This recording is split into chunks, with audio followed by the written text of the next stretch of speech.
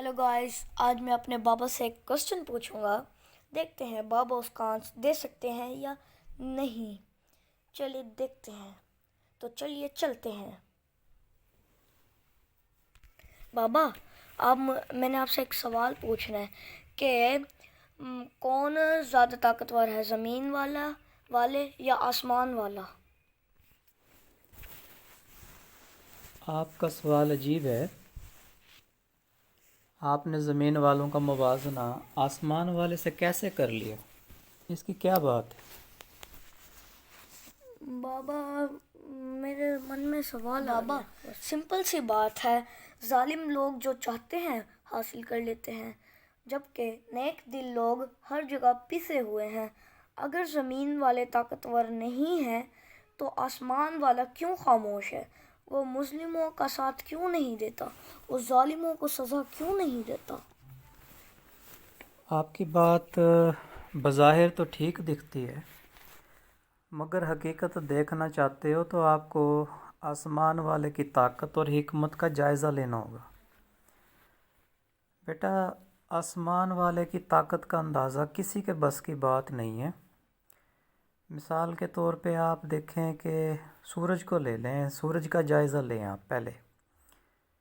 अल्लाह ताला की तख्लीक़ात में से सूरज एक हमारी नज़रों के सामने एक तख्लीक है। ये बात पूरी दुनिया जानती है कि सूरज तुलू होने और ग़ुरूब होने में अपने वक्त से ऊपर नीचे नहीं होता। अल्लाह ने उसकी जो सिमत मुकर्रर कर दी है और जो उसकी टाइमिंग मुकर्रर कर दी है, वो ना अपनी टाइमिंग से आगे पीछे होता है और ना अपनी सिमत को छोड़ता है। ये सूरज हमारी ज़मीन से करोड़ों मील के फ़ासले पे है, मगर इसकी रोशनी से हमारी सब की ज़िंदगी जुड़ी हुई है। चाहे ज़ालिम है, चाहे मज़लूम है, चाहे ताकतवर हैं, चाहे कमज़ोर हैं, सब की ज़िंदगी जो है ना, वो इस सूरज के साथ जुड़ी हुई है। आप देखें कि जितनी भी अजनास हैं, फल हैं, मेवा जात हैं, उन सब का वजूद सूरज की रोशनी का मोहताज है। आपने ज़ालिम लोगों की हाकमियत और मज़लूमों की बेबसी की बात की है। देखें और गौर करें, अल्लाह ने इस ज़मीन और आसमान के दरमियान जो चीज़ों की कीमत है, वो एक मक्खी के पर और मकड़ी के जाले से ज़्यादा नहीं लगाई। कुरान पाक में जगह जगह अल्लाह ने तक़वा इख्तियार करने का हुक्म दिया है। तक़वा इख्तियार करने वाले ज़ालिमों के मुकाबले में अगरचे माली लिहाज से, ताकत के लिहाज से कमज़ोर हैं, लेकिन आखिरत में वही लोग कामयाब हैं जो तक़वा इख्तियार करते हैं।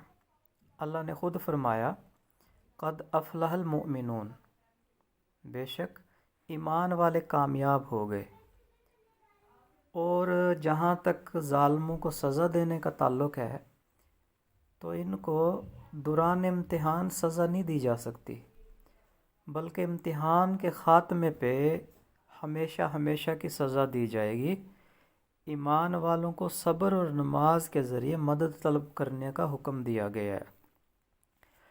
आप जायज़ा लें, अल्लाह ताला ज़ालिमों की रस्सी ढीली कर देता है, लेकिन इसका ये मतलब नहीं है कि ज़ालिम अल्लाह से ज़्यादा ताकतवर हो गए हैं। बाबा, मुझे समझ आ गई है, लेकिन अब आप मुझे ये बताएं, अमाल के लिहाज से सबसे ज़्यादा खसारा में कौन लोग हैं? बेटा, सारी दुनिया किसी न किसी अमल में मसरूफ़ है। हर शख्स किसी न किसी पेशे से मुंसलिक है। तिजारत, सियासत, सेहत, तालीम, खुराक, सनत, ट्रांसपोर्ट और इस तरह बहुत से शोबे हैं जहाँ इंसान अपने कार अमल में मसरूफ़ है। आम तौर पर कारोबार में तरक्की और उसमें पैसों का जो इजाफ़ा है, रेवेन्यू में इजाफ़ा है, उसको तरक्की समझते हैं। इंसान की ज़िंदगी जिस कदर ज़्यादा पुरसकून तो नहीं कह सकते, सहूलियात कह लें, सहूलियात हासिल करती है, उसको उतना ही ज़्यादा कामयाब तस्वर कर लिया जाता है।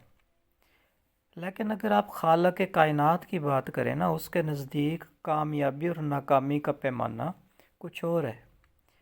سورہ الکہف میں اللہ فرماتا ہے، کیا ہم تمہیں بتائیں کہ اعمال کے لحاظ سے سب سے زیادہ خسارے میں رہنے والے کون لوگ ہیں؟ فرمایا یہ وہ لوگ ہوں گے جن کی ساری جد و جہد صرف دنیا حاصل کرنے کے لیے رہی۔ یہ وہ لوگ ہوں گے جن کی ساری جد و جہد صرف دنیا حاصل کرنے کے لیے رہی، اور وہ یہ سمجھتے رہے کہ ہم تو بڑے کامیاب ہیں۔ یہی وہ لوگ ہیں جنہوں نے اپنے رب کی آیات اور اس سے ملاقات کا انکار کیا، لہذا ان کے سارے اعمال ضائع ہو گئے۔ تھینک یو بابا، مجھے سمجھ آ گئی ہے۔